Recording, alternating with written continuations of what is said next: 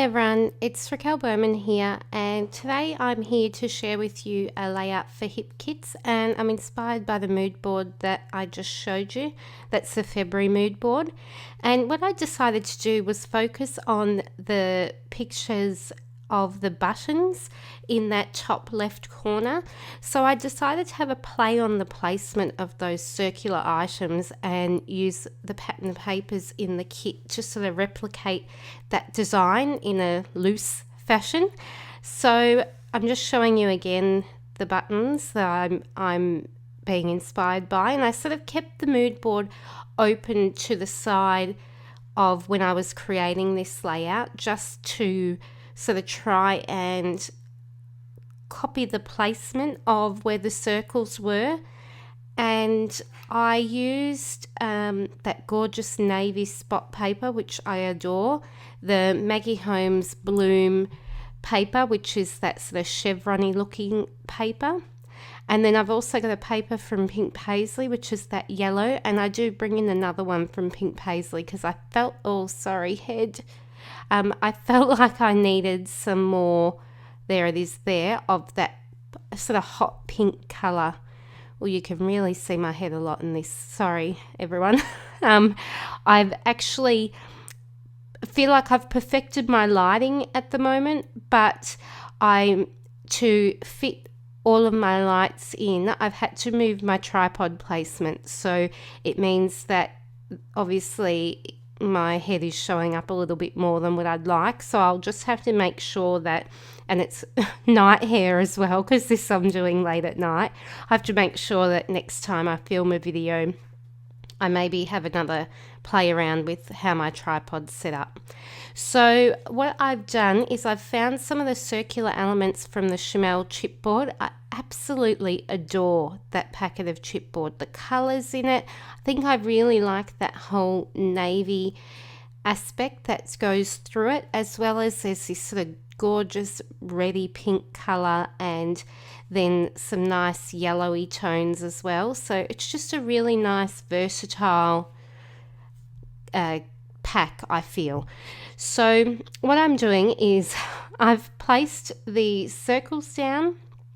I've grabbed a couple of the chipboard pieces that I thought might work and popped them on I think I've actually taken the adhesive off those, and now what I'm doing is going through the Amy Tan Better Together sticker pad, and I've found any ones that I thought I might be able to use. I've popped on the wax paper, and I'm just going to work at layering those so that, and seeing where they work. I don't like sticking them straight down when I'm still at that sort of placing everything down phase. So you can see that I'm sort of finding approximate places for them, or places where I think they might work, but at this moment I wasn't convinced with where everything was.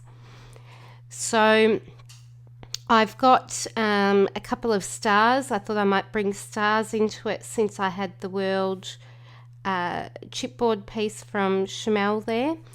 And then I've just, basically what I did was went through that Amy Tan pack and found any pieces that had either yellow or navy or that pinky reddy colour, and I pulled those out. So in that Heidi Swap post-it note pack there was a really cute sort of diagonal pink stripe piece, so I've layered that behind that cluster to the left of the photo. I thought I was going to add a few more, but it doesn't end up working. The other pieces don't end up working anywhere, so I don't do that. And then I was having a look through the kits now just to see if there was anything else that I could add to this page.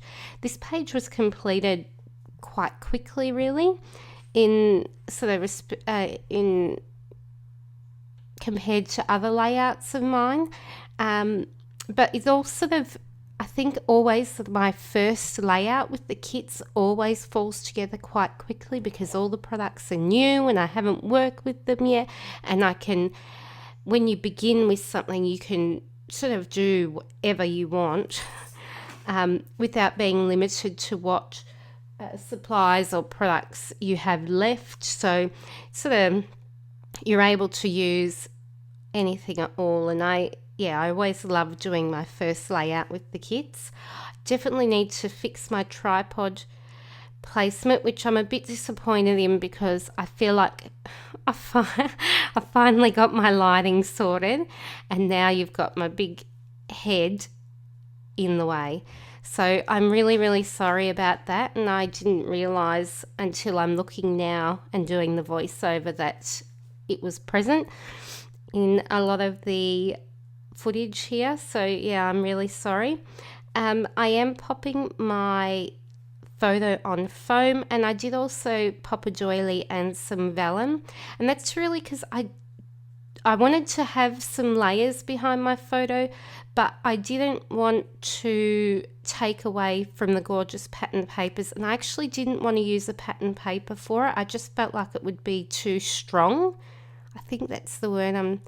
Just make too much of a statement, whereas I wanted it to remain soft. And yeah, I don't quite know how to explain my thought there, but what I've done is, yeah, just pop the vellum behind a doily and then a little bit of layering with sort of a border sticker. And now I'm just going through and I'm sticking down any of the circles that I'm certain of the placement. I'm adding some foam to that chipboard piece to pop it up even more, and it sort of brings it a bit more level with my photo by doing that. So you can see there the heights of them are pretty much the same, popping off the page. And what I've also done is I've added some of the stars from the chipboard sheet as well, and you'll see me sticking those on as sort of finishing little touches.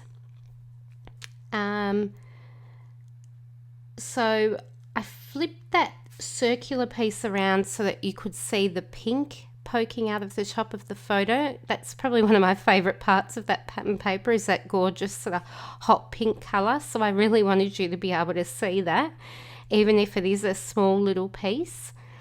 And I'm fiddling around just trying to get, I knew I wanted that noted circle sticker to sort of, oh, I'm so sorry, sort of poke out just that little bit from the top of the navy, and then have the chipboard circle there as well. So I sort of had to play around a little bit with the placement of that to get it exactly how I wanted it.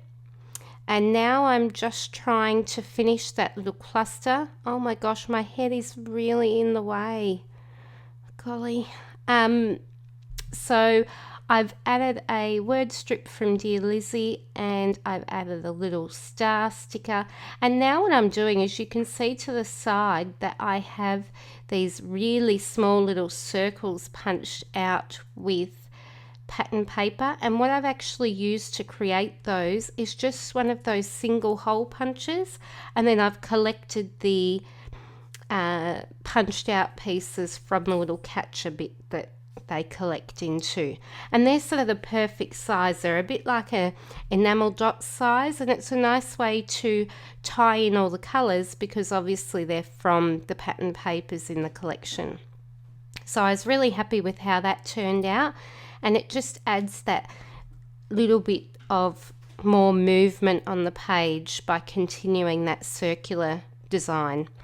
So I'm sticking down my cluster now to the left of the photo, and I was really happy with all the little elements that I chose to adhere there, and I'm adding a couple more of those cute little hole punched circles. And then I'm going to work on the bottom cluster. And what is happening now? Oh, and now my journaling. So I went off camera and typed my journaling on my typewriter. And I also, and I think I do this off camera and don't show it at the end, I also stitch around the perimeter of the page and add a little bit of stitching detail to the bottom of the journaling, because as you will see in a moment, the journaling doesn't fill that entire yellow circle. So I felt like it was a little bit blank, but I didn't want to take anything away from the journaling itself or be distracting, because there is that chipboard heart there, not heart, flower, sorry. So what I do is just add this little touch of journaling, which you'll see in my close-ups right now. I apologize, there's a very loud car driving past. This has been a bit of a nightmare of a voiceover, but I do hope that you've enjoyed it anyway, and I will be back soon with some more layouts to share. I've been busy behind the scenes creating and voicing over lots of process videos, so I'll see you all soon. Bye everyone.